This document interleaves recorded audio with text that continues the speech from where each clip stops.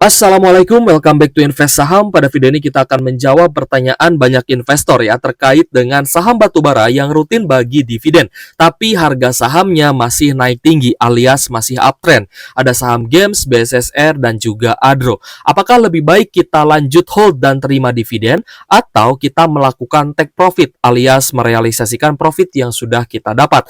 Nah, teman-teman akan dapat jawabannya di video ini. Tapi sebelumnya, disclaimer on, video ini bukan ajakan jual beli saham dan juga bukan financial advice ya. So silahkan simak sampai akhir.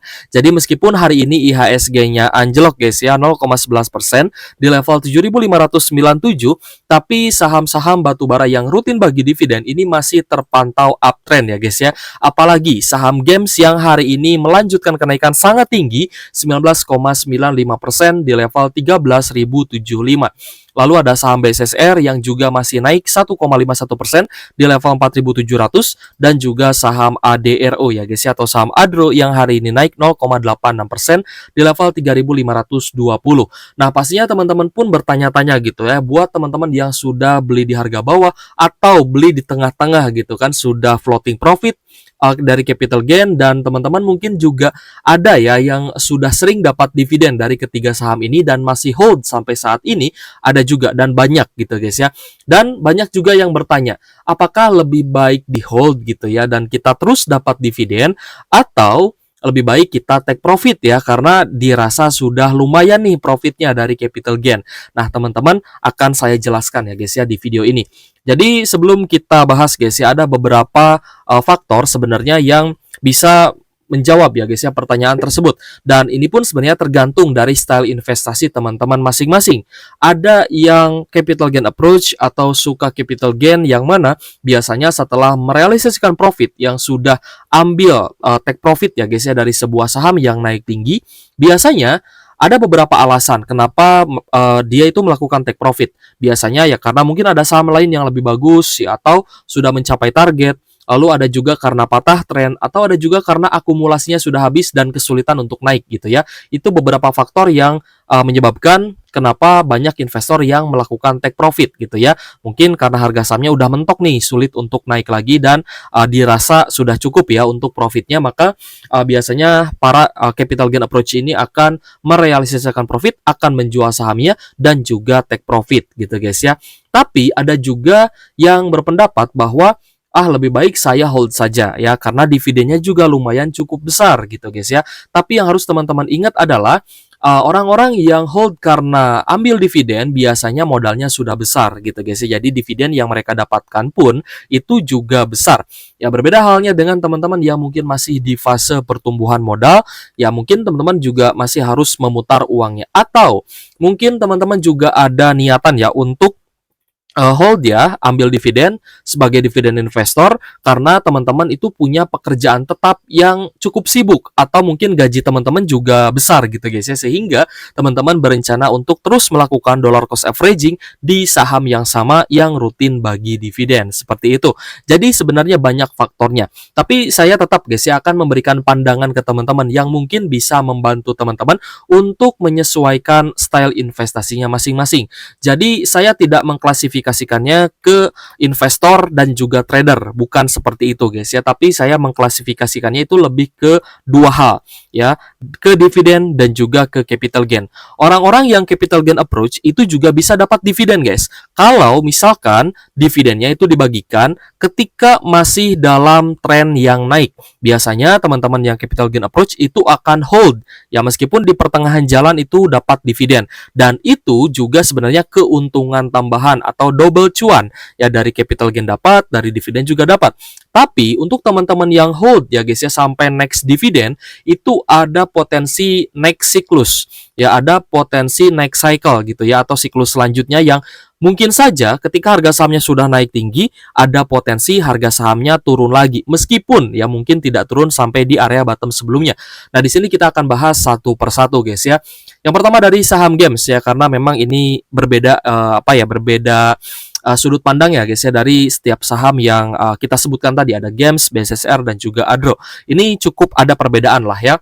Nah, untuk games ketika rilis laporan keuangan kuartal 2 dan ternyata bagus ya guys ya, naik dari 1,5 triliun menjadi 2,4 triliun, ini yang menyebabkan kenapa games ini lanjut naik. Karena ketika laba saham naik ya guys ya, maka prospeknya ke depan akan semakin bagus dan potensi dividen akan semakin besar. Ini perlu teman-teman pahami ya guys ya. Maka ketika laba bersihnya mengalami kenaikan, koreksi itu akan minim ya guys ya, dan berpotensi malah akan naik lagi karena ada apresiasi baik itu dari investor retail, investor domestik ataupun investor asing seperti itu. Dan juga games ini kita perhatikan guys ya, setelah dia rilis laporan keuangan itu langsung bagi dividen interim. Rilis kuartal 1 langsung pengumuman dividen interim. Rilis kuartal 2 langsung dia bagi dividen gitu guys ya, seperti yang terjadi kemarin ya, di pengumuman kemarin akan bagi dividen kembali ya, kalau nggak salah Rp397 per saham seperti itu. Dan inilah yang menyebabkan kenapa saham games ini cenderung terus mengalami kenaikan ya, karena di grup saham yang saya buat pun memang banyak sekali ya teman-teman investor yang menanyakan hal tersebut. Kak, lebih baik kita take profit atau lebih baik hold nih ya? Ya udah, saya jelaskan aja lah ya via video biar lebih gamblang gitu kan. Jadi untuk games ini bahkan sudah naik ya guys ya, secara year to date naik 124%. Apakah ada investor yang cuan 100% di saham games? Ada. Saya lihat sendiri ada investor yang cuan hingga 100% ya guys ya, atau cuan beggar di saham yang rutin bagi dividen dan juga sudah dapat dividennya. Seperti itu. Itulah betapa pentingnya beli saham di harga bawah. Jangan asal beli saham, tidak boleh asal beli saham. Ketika kita belinya malah di pucuk, maka kita akan floating loss. Berbeda dengan ketika kita beli di harga bawah, maka ada potensi upside yang tinggi, bahkan bisa cuan beggar seperti itu. Jadi pada intinya ya, saham games ini bagus ya, ROA, ROE bagus, labanya bagus ya guys ya. Dari dividen juga rutin bagi dividen, lalu profitabilitasnya juga tinggi, NPM-nya 22%, dan sebagai cash cow dari Sinarmas Group, dan 30% sahamnya dimiliki oleh PT ABMM Investama atau PT ABM Investama, seperti itu. Nah, jadi untuk saham games ya memang kita melihat ini pergerakan kenaikannya itu sejak 31 Mei ya guys ya, 31 Mei 2024 ini sudah mulai naik dari area sideways-nya. Ya guys, ini masih di 5.700 ya, masih di 6 ribuan gitu guys ya. Nah, kita akan coba soroti tanggal 31 Mei 2024, kita coba sedikit breakdown lah ya, biar teman-teman juga lebih paham. Jadi games, kalau misal kita pantau guys, sejak 31 Mei 2024 ya, sampai hari ini tanggal 27 Agustus 2024, maka kita bisa melihat bahwa ada beberapa broker yang melakukan akumulasi dan beberapa investor retail yang cenderung jualan. Dan biasanya ketika investor asing melihat retailnya banyak jualan, biasanya mereka akan lanjut melakukan akumulasi dan juga melanjutkan fase markup harga. Di sini kita melihat ada ZP dan juga AK yang melakukan akumulasi yang cukup besar guys ya. Lalu jika kita pindahkan tanggalnya ke awal Agustus ya, sejak awal Agustus ya 2024 ini, dari 1 Agustus 2024 sampai tanggal hari ini 27 Agustus, maka kita melihat bahwa broker AK ya guys ya, atau UBS Sekuritas ini masih melakukan akumulasi ya, masih melakukan akumulasi di saham games ini, dan kemungkinan besar yang melakukan markup harga juga investor asing. Ada AK, CPC, CBK gitu guys ya, seperti itu. Dan kita pun bisa tracking guys untuk saham games ini dari sisi money flow-nya gitu kan. Apakah benar investor asing ini masuk akumulasi di saham games? Nah, jadi kalau misal teman-teman perhatikan pun ya guys ya, dari foreign flow-nya saham games ini memang diakumulasi oleh investor asing ya guys ya, secara terus-menerus, secara konsisten ya guys ya. Teman-teman bisa perhatikan ini cenderung akumulasi. Ya, net sell-nya mungkin beberapa hari ya guys ya, ada yang selang-seling juga, tapi ini cenderung akumulasi. Dan kita melihat bahkan di 3 hari terakhir pun, tanggal 23 hari Jumat lalu, hari Senin kemarin tanggal 26, dan hari ini tanggal 27, asing masih terpantau net buy 1,2 miliar, 5,5 miliar, dan 3,2 miliar rupiah. Jadi investor asing ini masih cenderung akumulasi di saham games ya guys ya. Bahkan di 3 hari terakhir ada fase markup harga ketika games ini sudah rilis laporan keuangan kuartal 2 dan langsung bagi dividen interim kedua. Seperti itu. Jadi clear ya guys ya untuk saham games. Kita melihat di 3 hari terakhir pun ini volume transaksi akumulasinya jauh lebih tinggi dibandingkan transaksi yang terjadi ketika sideways seperti itu. Lalu kita move ke saham BSSR ya. BSSR juga ini adalah saham yang mengalami kenaikan ya. Namun saya melihatnya agak sedikit berbeda nih dibandingkan dengan saham games ya, di mana BSSR year to date sudah naik 20,5% dan mungkin banyak teman-teman investor retail yang masih pegang BSSR sejak tahun 2022 lalu. Ya mungkin ada yang sudah BEP, ada yang mungkin masih minus sedikit, atau mungkin sudah ada yang profit gitu ya, karena rajin DCA ketika harga sahamnya turun dan itu bagus untuk teman-teman. Nah, perbedaannya BSSR ini kita melihat ya akumulasinya di beberapa waktu sebelum naik ya, atau ketika dia mulai naik itu yang akumulasi adalah investor retail dan juga investor domestik ya guys ya, seperti itu. Jadi ada perbedaan nih dengan saham games, di mana games memang sudah cenderung akumulasi asing sejak pertama kali mulai naik. Tapi itu pun memang diapresiasi oleh market ya, karena laba bersihnya bagus dan rutin bagi dividen dan lanjut bagi dividen seperti itu. Sedangkan BSSR sudah rilis kuartal 2-nya. Ini sekalian kita update guys ya untuk BSSR-nya. Ada penurunan baik secara year on year maupun secara kuartalan dari laba bersih pada kuartal 2 2024 turun dari 896 miliar menjadi 648 miliar. Ini turun guys ya laba bersih kuartal 2-nya. Secara kuartalan juga turun dari 669 M menjadi 648 M.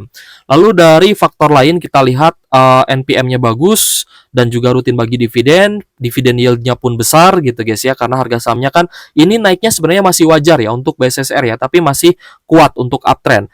ROA dan ROE-nya juga bagus gitu guys ya. Tapi kembali lagi BSSR ini tidak sekencang games ya kenaikannya, dan ini masih di area wajarnya. Jadi di tahun 2022 lalu pun memang sempat naik ya ke 5 ribuan untuk BSSR seperti itu. Nah, gimana nih untuk BSSR? Seperti yang tadi saya katakan guys ya. Kalau misal kita perhatikan tanggal sejak 20 Mei 2024 guys ya, sejak ada kenaikan di 20 Mei, kalau misalkan kita tracking lebih bottom lagi ini cukup jauh sebenarnya. Tapi memang cenderung diakumulasi oleh retail karena banyak juga investor retail yang biasa dan sudah terbiasa untuk beli di harga bawah seperti itu. Nah, jadi untuk BSSR, kalau misalnya kita perhatikan, ternyata yang akumulasi terbesar itu adalah Stockbit Sekuritas atau teman-teman investor retail yang biasa menggunakan Stockbit ya guys ya. Meskipun investor yang pakai ajaib ini banyak yang jualan ya guys, tapi memang yang terbesar melakukan akumulasi atau DCA sejak bulan Mei lalu itu adalah investor retail atau investor domestik juga. Dan kita melihat beberapa investor asing juga mulai masuk guys ya di saham BSSR meskipun tidak sebesar investor domestik. Dan kalau misalkan kita tracking ya sampai di awal Agustus 2024 ya, di satu bulan ini guys ya, di bulan Agustus ini, maka ini berbalik guys, asingnya mulai masuk banyak di BSSR. Ada DR, YPK, KLS, AK dan juga CP ya guys ya. Jika kita cek ya BSSR ya, PT Bara Multi Sukses Sarana Tbk. Nah, teman-teman juga bisa lihat ya, asingnya ini keluar masuk ya guys ya. Yang berarti ketika harga saham BSSR ini malah lanjut naik terus, bukan hanya partisipasi asing saja, tapi adanya partisipasi dari investor retail dan juga investor domestik yang cukup besar di BSSR. Jadi ada saham-saham yang memang kita bisa menitik beratkan terhadap investor asing, tapi ada juga saham seperti BSSR yang memang dividennya jumbo dan banyak diakumulasi gitu guys ya oleh big money ya di domestik dan juga investor retail seperti itu. Jadi ada sedikit perbedaan ya dengan BSSR ketika kita melakukan tracking, dan di bulan Agustus ini kita melihat ya malah XC-nya ini terus jualan gitu guys ya. Sedangkan XL-nya pun ini mulai melakukan take profit dan itu it's okay, tidak ada masalah. Selanjutnya terkait dengan saham ADRO. ADRO hari ini cukup sideways ya sebenarnya, tapi masih naik 0,86% di level 3.520, dan kalau misalkan kita cek ya di satu tahun terakhir memang harga ADRO ini juga mulai naik ya. Kalau misal kita cek year to date ya, sekitar 41% ya. Kalau tadi satu tahun kan 30%-an. Year to date-nya 41%, dan ini kenaikan yang cukup tinggi untuk di saham ADRO, jauh lebih tinggi dibandingkan dividen yield-nya. Oke guys, untuk kuartal 2 ADRO ini belum keluar ya, tapi untuk saham ADMR itu sudah keluar ya untuk kuartal 2-nya. Jadi untuk ADMR itu ada kenaikan guys secara year on year dan itu bagus gitu guys ya. Untuk ADARO masih kita tunggu guys kuartal 2-nya apakah akan naik atau tidak. Oh iya, kembali lagi ke BSSR. Tadi kan BSSR kuartal 2-nya turun ya guys ya. Maka besok ada potensi BSSR ini akan terkoreksi ya. Teman-teman watch aja besok BSSR, siapa tahu dapat harga yang lebih murah. Tapi ada potensi untuk BSSR terkoreksi ya besok karena rilis kuartal 2-nya ternyata ada penurunan. Sedangkan kuartal 2 ADRO kita masih menunggu guys ya, dan teman-teman juga mungkin masih banyak yang hold saham BSSR. NPM-nya bagus ya, cukup tinggi 25% dan juga rutin bagi dividen dengan yield yang juga besar. Lalu kita cek ROA dan juga ROE-nya ini cukup tinggi. Nah, lalu apa yang menarik nih dari saham ADRO? Apakah lebih baik kita hold atau kita take profit? Nah, nanti kita akan coba bahas gitu guys ya.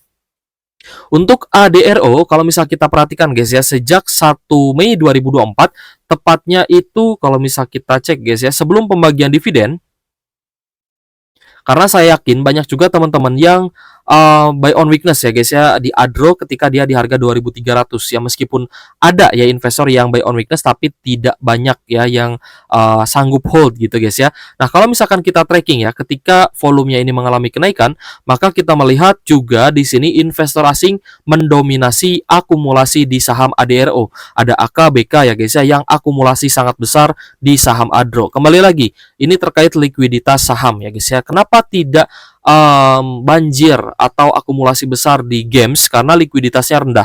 Tapi asing ini bisa masuk banyak di saham ADRO karena likuiditasnya lebih tinggi ya dibandingkan saham games seperti itu.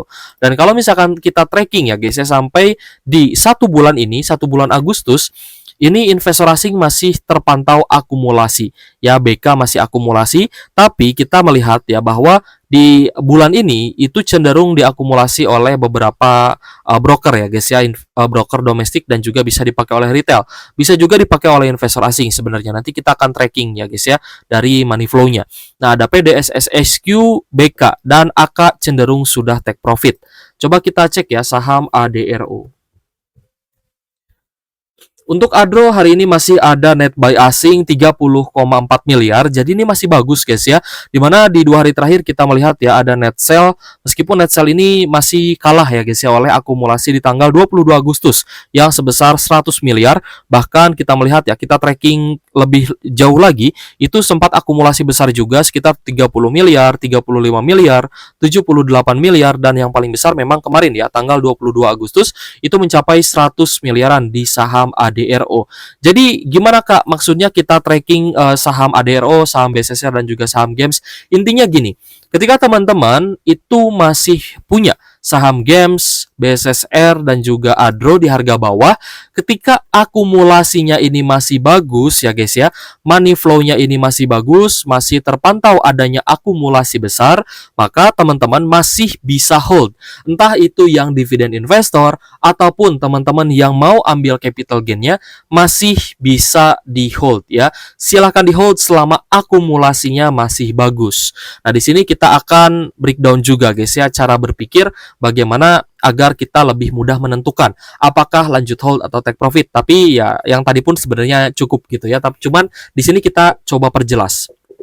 Jadi gini guys, kita bagi ya investor ini ke dalam 2 tipe. Yang pertama adalah tipe capital gain approach ya, atau orang-orang yang suka capital gain mencari keuntungan dari kenaikan harga saham. Tapi ada juga ya yang mungkin mereka itu sibuk ya guys ya, jadi hanya berpikir untuk ambil dividennya saja. Oke lah, saya mau beli terus, saya mau DCA di ADRO misalkan ya, saya mau hold terus nih, hold jangka panjang, saya mau ambil dividennya saja dari saham ADRO. Itu pun bagus, tidak ada salahnya. Teman-teman mau capital gain approach, mau dividend approach itu bagus karena tujuan kita itu sama. Mau trader, mau swing trade, ya mau trend follower, mau investor, dividend investor ataupun value investor, sama. Tujuannya adalah 2 ini. Keuntungan dari capital gain dan keuntungan dari dividen. Nah, tapi ada sedikit perbedaan guys ya.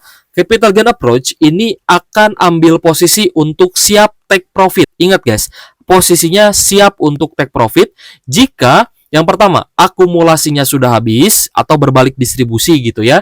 Lalu capital gain-nya sudah mencapai target Yang ketiga, kesulitan untuk naik lagi. Yang keempat, sudah patah tren. Dan ada lagi yang kelima ya guys, yang tadi saya lupa tulis adalah ada saham lain yang di harga murah yang jauh lebih menarik. Nah, biasanya orang-orang yang capital gain approach ini akan melakukan take profit seperti itu. Ada resikonya? Ada. Ya, resiko untuk teman-teman yang mencari capital gain adalah teman-teman itu belum tentu ya dapat harga saham yang sama. Misalkan teman-teman udah take profit games gitu ya di harga udah ambil games di harga 7.000 misalkan ya. Teman-teman take profit di 13.000. Tapi nanti misalkan games ini turunnya hanya sampai 9.000 aja. Dia sideways di 9.000 ya guys ya. Dia bermain di kepala 9 atau di 9 ribuan. Nah, maka teman-teman tidak akan bisa beli lagi saham games di harga 7 ribuan seperti itu. Itu resikonya ya untuk teman-teman yang mau take profit. Lalu yang kedua, harga sahamnya malah bisa lanjut naik lagi ya guys ya, atau terkena gocekan. Tapi it's okay, nggak masalah. Yang penting teman-teman udah take profit. Lalu yang selanjutnya ada peluangnya. Ya, peluang yang teman-teman bisa manfaatkan adalah bisa masuk lagi di saham lain yang jauh lebih murah ya guys ya, yang tadi juga sudah kita jelaskan. Yang kedua, teman-teman juga bisa dapat dividennya selama trennya masih naik, dapat dividen ya udah hajar gitu kan. Lalu yang ketiga, ada potensi capital gain yang jauh lebih besar di saham lain yang lebih menarik. Yang keempat, teman-teman dapat memutar modalnya dan tumbuh lebih cepat gitu guys ya. Ingat, cuan dari capital gain ini biasanya akan jauh lebih besar dibandingkan cuan dividen. Jadi ketika teman-teman sudah bisa memutar modalnya dan sering dapat capital gain dan bisa putar modal terus ya guys ya, dan juga beli saham bagus di harga murah, maka teman-teman pertumbuhannya akan lebih cepat dibandingkan teman-teman hanya menunggu dividen di 1 tahun seperti itu. Dan untuk yang dividend approach pastinya akan lanjut hold ya guys ya. Pasti akan lanjut tahan, lanjut hold dikarenakan teman-teman itu berpikir untuk beli lagi ketika nanti harga sahamnya turun ya. Tapi ada potensi teman-teman akan loss capital gain. Maksudnya gimana Kak loss capital gain? Nah, di sini kita bahas. Misalkan ya, games ini ya teman-teman misalkan di harga berapa ya? 6.700 lah ya. 6.500 lah ketika sideways. Ya, ini kan sudah naik guys ya. Teman-teman udah dapat 99% nih ya, hampir cuan beggar di saham games ya. Kecuali teman-teman pas di 6.000. Sorry, ini anggaplah udah cuan beggar lah. Anggaplah teman-teman udah cuan beggar ya guys ya. Ketika teman-teman hold saham games dan saham gamesnya ini turun misalkan ya ke 9.000 seperti yang tadi saya katakan, maka teman-teman akan loss capital gain 50% lebih karena capital gain teman-teman hanya tinggal 45% saja. Nah, inilah yang saya maksud untuk teman-teman yang hold dan dapat dividen dan ibarat untuk invest jangka panjang gitu ya. Ada potensi harga sahamnya turun dan teman-teman akan loss atau kehilangan ya capital gain. Yang tadi sudah dapat cuan beggar turun menjadi 50%-an. Lalu yang kedua, teman-teman biasanya berpikir bahwa timing the market itu buruk, lalu terbiasa DCA ya, terbiasa cicil beli, dan hanya berharap dividen saja. Jadi biasanya orang-orang yang seperti ini akan lanjut hold ya guys ya, untuk hanya dapat dividen saja dan tidak merealisasikan profitnya. Resikonya, teman-teman bisa kehilangan capital gain ya saat tidak take profit. Lalu yang kedua, DCA di harga yang lebih mahal ya. Seperti yang tadi saya katakan, bahwa tidak ada jaminan saham games atau BSSR atau Adro ini turun ke harga average teman-teman. Ya, pasti bisa saja ketika nanti sahamnya masih bagus ya turunnya pun tidak akan seberapa gitu kan, turunnya pun tidak akan dalam. Lalu yang ketiga, gain dari dividen ini tentunya jauh lebih lama dan sesuai jadwal ya, yang setahun 2 kali ya pasti teman-teman juga harus tunggu dividen gitu kan. Ada yang setahun sekali itu jauh lebih lama gitu kan. Dan untuk compoundingnya pun memang jauh lebih lama dibandingkan teman-teman memutar modal untuk dapatkan capital gain seperti itu. Tapi tetap ada peluangnya. Peluangnya teman-teman punya waktu yang lebih santai ya, tanpa harus memantau market. Jadi ketika sudah gajian, udah dapat cuan dari bisnis, teman-teman tinggal DCA. Terus DCA ya, tanpa harus memantau market, tanpa teman-teman harus terus pantengin market ya. Teman-teman bisa melakukan dollar cost averaging ketika di harga murah. Dan yang kedua, teman-teman sekali lagi buat yang sibuk ya guys ya, mungkin sibuk kerja, sibuk bisnis, tidak bisa pantau market, ya lebih cocok dividend approach ya, atau menjadi dividend investor karena bisa fokus ke pekerjaan utama. Ingat guys, capital gain dan juga dividen yang tadi kita sebutkan, ini strategi ini semua bisa dilakukan secara fleksibel ketika teman-teman beli sebuah saham itu di harga bawah, bukan beli di harga pucuk.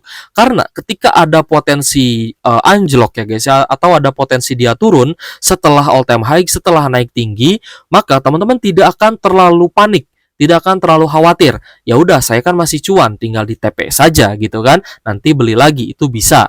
Atau teman-teman yang mungkin mau terus ya dapat dividen dan DCA juga tidak akan khawatir ketika teman-teman belinya di bawah.